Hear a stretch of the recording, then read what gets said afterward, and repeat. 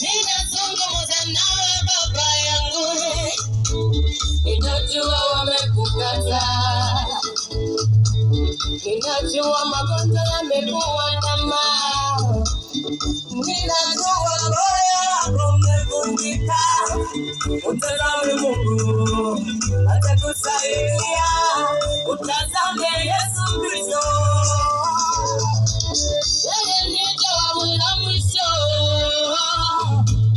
Atakufuta machozi Yesu, atakufuta machozi yako mama, usikate tamaa.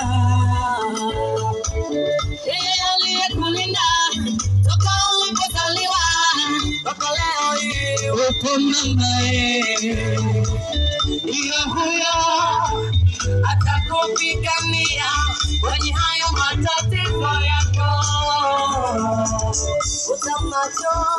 Usilie tena,